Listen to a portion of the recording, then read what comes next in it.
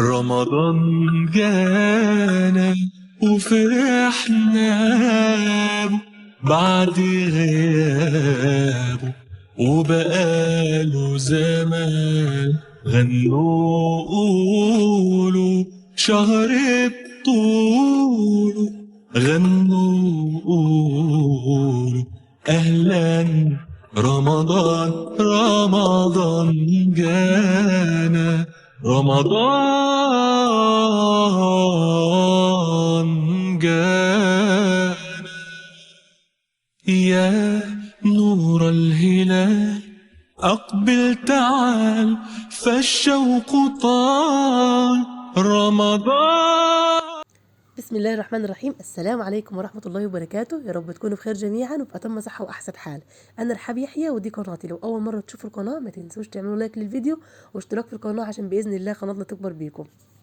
تصوير الفيديو ده كان 7 رمضان، كل سنة وانتم طيبين. هنعمل إن شاء الله مع بعض فطار بسيط وسهل جدا. طلعت يا بنات قبل المغرب بساعة وعملته، ما خدش معايا وقت. وصفة النهاردة بسيطة وسريعة. نبتدي بس كده ننزل فيديوهات ونسخن ان شاء الله للشغل التاجين ان شاء الله. دعواتكم كده لينا بالتوفيق، ربنا يا رب يوفق الجميع ويكرم الجميع بكل خير.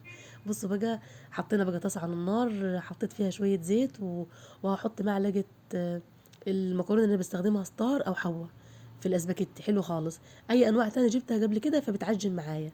المهم معلقة بقى تومة متقطع او مفرومة زي ما انتوا حابين، بس لو مفرومة هتبقى يعني احسن، يعني او دجينة في الهون. المهم هنا كنت مقطعاها. طلعت على اخر لحظة يعتبر قبل المغرب بساعة، فانجاز يعني. المهم عندي بقى كيسين صلصة، الحمد لله الصلصة دي لحقت ان انا اجهزها قبل رمضان. هي الوحيدة يعني اللي خزنتها الصلصة، ويعني مش كمية كبيرة برضو، كمية صغيرة، لان كان عندي الفريزر بايظ لي فترة، فكان نفسي اخزن حاجات كتير فما قدرتش. فالحمد لله لحقنا كده نخزن كام كيس صلصة حلوين، يسهلوا علينا ايه عملية الطبخ كده في رمضان.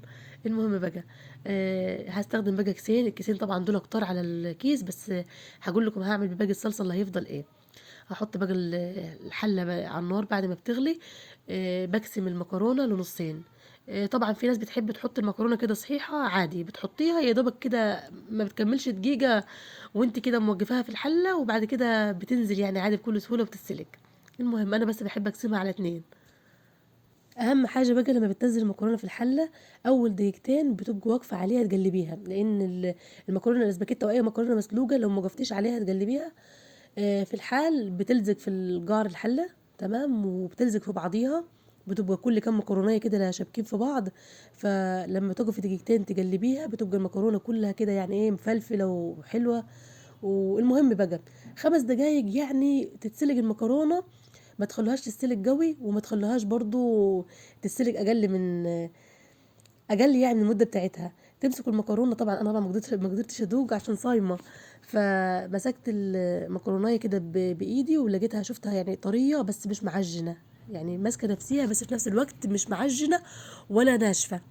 فلما بتكونوا طبعا فاطرين بتمسك مكرونيه تدوقوها، لو لقيتوها كده في اسنانكم ناشفه فلسه ما تطلعوهاش دلوقتي يعني. اهم حاجه تكون السلقه بتاعت المكرونه مظبوطه عشان تبقى حلوه معاكم في الطبق كده وانتوا بتاكلوها. المهم بعد ما اتسلقت المكرونه حطيتها بقى تحت الحنفيه، نزلت الميه بتاعتها كلها اللي بالنشا بتاعتها، وبعد كده حطيتها تتصفى ايه على طبق. عندي بقى بصلتين، بصلتين حمر حلوين كده مسكرين بيبقوا للكبده، تمام. هنعمل طاسه كبده كده مع بعض، نص كيلو كبده، بطريقه حلوه جدا والطعم فظيع فظيع فظيع يعني يا بنات. المهم قولي لي بقى ايه رايكم في البيجامه الهندي اللي لابساها النهارده، لابسه لكم النهارده اخضر، ربنا يا رب يخلي حياتنا كلها اخضر يا رب ويسعدنا جميعا. بصوا بقى، حطيت البصلتين الحلوين دول على النار. ممكن طبعا تكتروا بصل، انا دايما بحب اعمل الكبده من غير بصل، بحب اعملها بتوم وفلفل، بس النهارده هعملها ببصل لان البصله دي بتبقى طعمها جميل مع المكرونه الاسباجيتي كده وبتبقى روعه.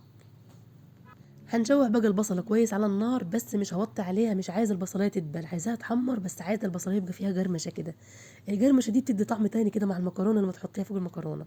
هنحط بقى على طول الكبدة، وهكون مقطع شوية توم حلوين و3 جرور فلفل حراج أخضر فوقيهم، تمام. ومش هنوطي، مش عايزين الكبدة تنز يعني المية بتاعتها كده كتير، لأ. نعلي عليها عشان الكبدة تبقى حلوة وطرية. هنشوح فيها بقى تشويحة حلوة. والله كمان لو عندك قطعة دهن كلاوي قطعتيها وشوحتيها معاهم بتخلي الكبدة وهم طعمها جميل. بس المرة دي ما كانش عندي وكده.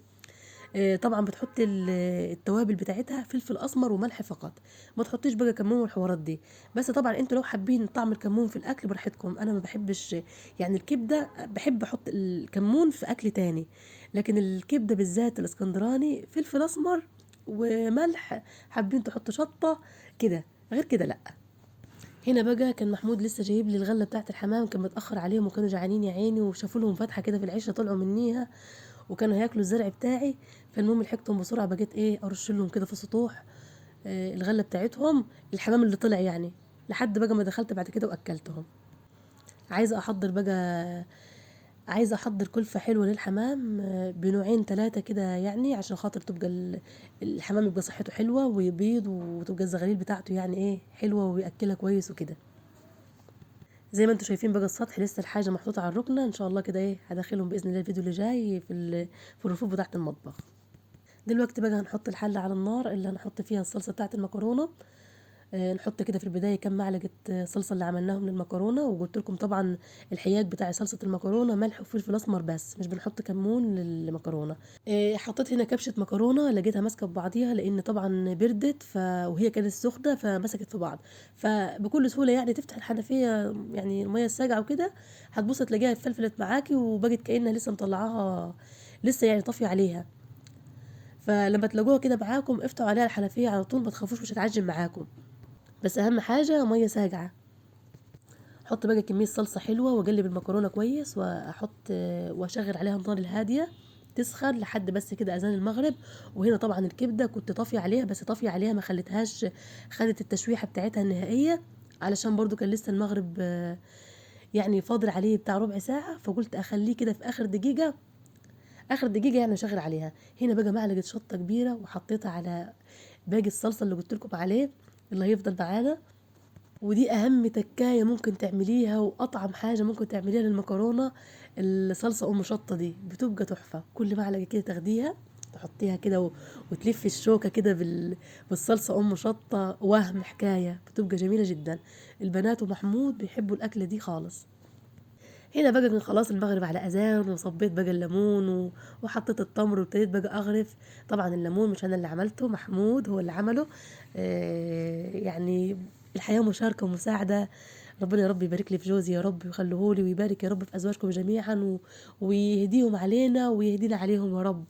المهم احساس حلو الواحد حاسه، وروايح جميله ما شاء الله لا قوه الا بالله.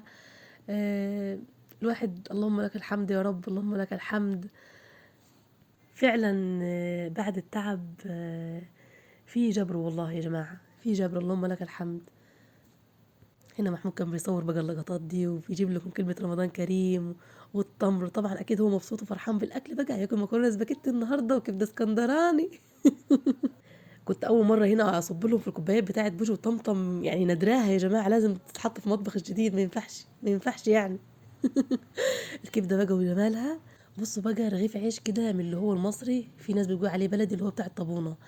آه وتحشوا بقى حاجة كده وهم كمان لما تكونوا كده بقى قاعدين.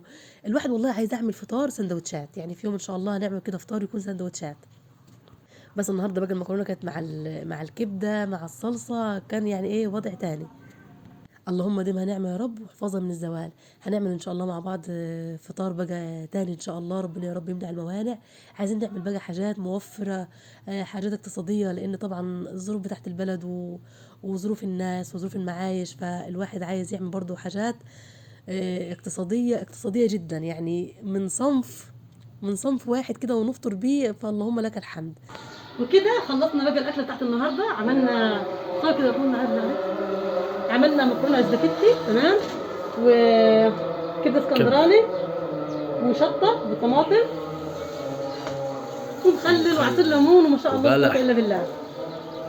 في اليوم ده بقى اللهم لك الحمد الواحد حس بروايح رمضان الجميله. بصوا زنبت محمود شويه في اذان المغرب وانا بصور. كان اول طبعا فطار اعمله، وكان بسيط وكان سهل جدا، الواحد ما حسش بيه الحمد لله. رمضان كريم يا بنات، وكل سنه وانتم طيبين. في اللحظة دي بقى كنت بصور محمود، وكنت بستشعر كده بروايح وإحساس رمضان الجميل اللهم لك الحمد يا رب، وديمها نعمة، وبارك لي في زوجي وأولادي يا رب. وانا بصور اللقطة دي كنت سرحانة وبقول من كل قلبي اللهم لك الحمد يا رب. كنت سرحانة في حاجات كتير يعني. بصوا، مش عارفة اوصف لكم احساسي. فلازم الواحد لما بتحصل حاجة تفرحه لازم يستشعر الفرحة دي جت ازاي. فاللحظة في ثانية كده هو بيفكر وبيجيب الشريط بتاعه، بيجيب حاجات كتير لحد ما يوصل للمرحلة اللي هو مبسوط بيها، فيغمض عينه كده ويقول الحمد لله من صميم قلبه على اللي هو وصل له وعلى اللي ربنا جاد بيه عليه. فاللهم لك الحمد والشكر، وربنا يا رب يسعدنا جميعا. اوعى تغسل ايدك.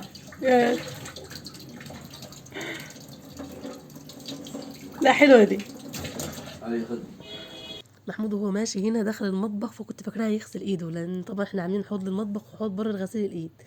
فقلت له اوعى تغسل ايدك، فكده يعني هو تقريبا كان بيغسل ايده، بس يعني عمل نفسه بيشرب. بس ما غسلش، هي اصلا ايده نضيفه، كان مكرونه يعني، ما ايده ما حصلهاش حاجه. فالمهم بقى، بعد بقى ما فطرنا دخلت المطبخ كده وانا واخداني الحماسه، غسلت الكوبايات بقى اللي شربنا فيها والاطباق اللي اكلنا فيها، عشان ايه؟ عشان ما كسلش منهم. وبعد كده انزل اصلي واقرا قران واللهم لك الحمد يا رب العالمين. وبكده فيديو النهارده يكون خلص. عايزه بقى ارحب بالناس اللي نورت قناتي جديد، والناس طبعا القديمه برضه في قناتي. عايزه اقول لكم اني نورت القناه، وباذن الله قناتي هتكبر بيكم. شجعوني بقى بتعليقات حلوه ولايكات برضه حلوه عشان الفيديوهات بتاعتي تترفع، والايام اللي جايه ان شاء الله قناتي تشوف النور. يلا بقى اشوفكم على خير في فيديو جديد. استودعكم الله الذي لا تضيع ودائعه. السلام عليكم ورحمه الله وبركاته.